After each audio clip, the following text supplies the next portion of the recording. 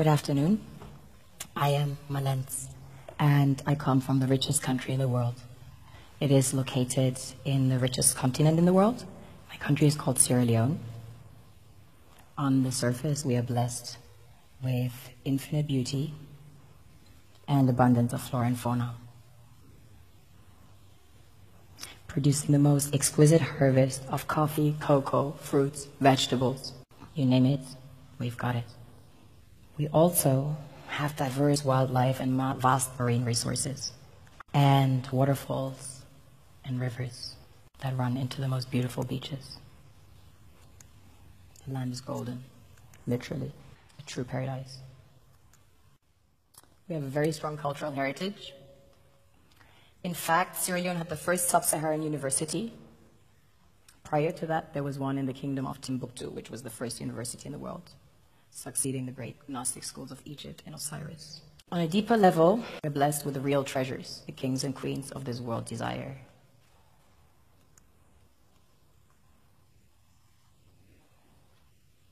This was the largest alluvial diamond ever found.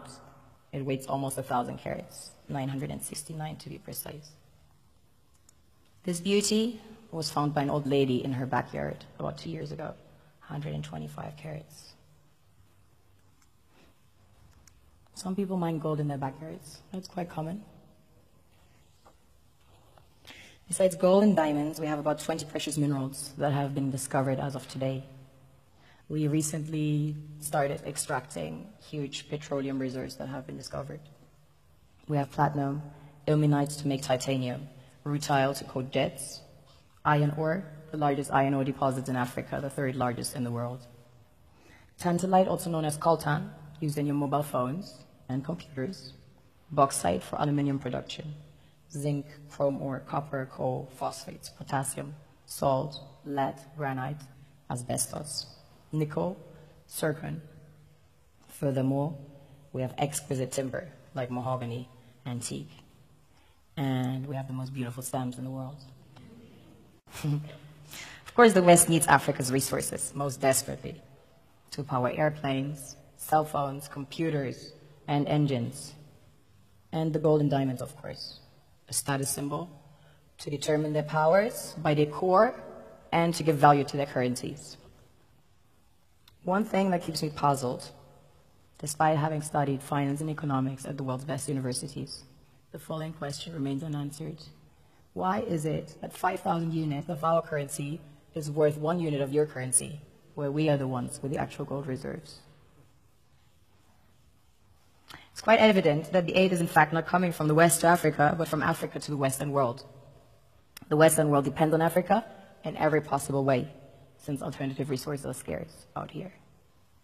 So how does the West ensure that the free aid keeps coming?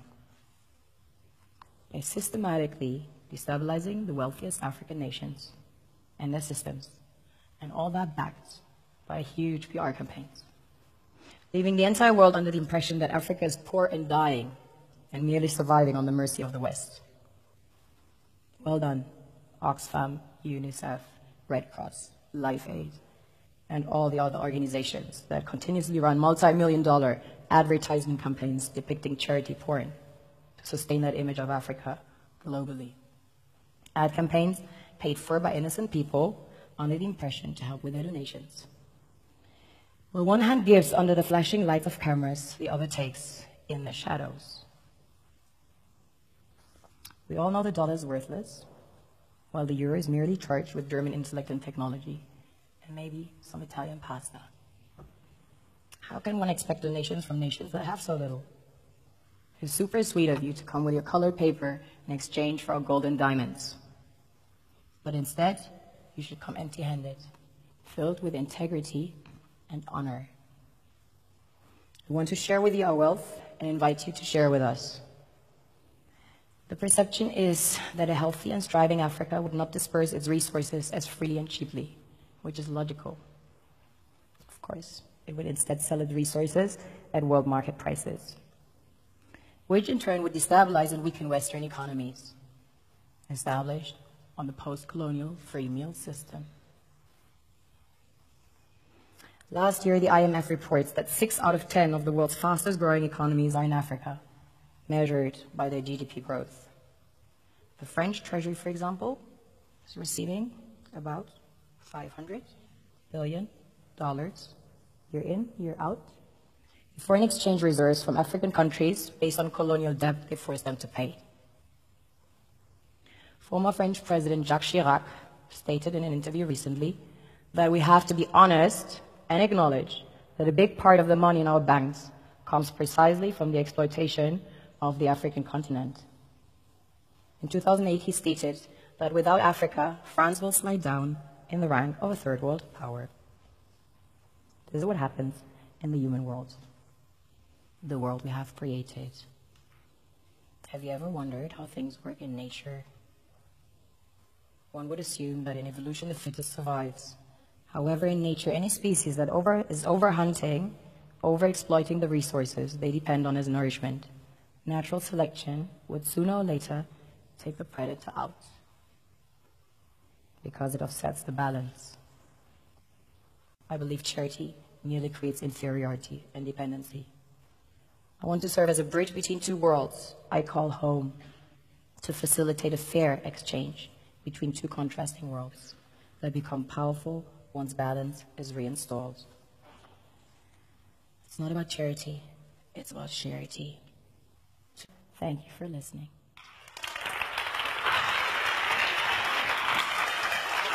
Thank you.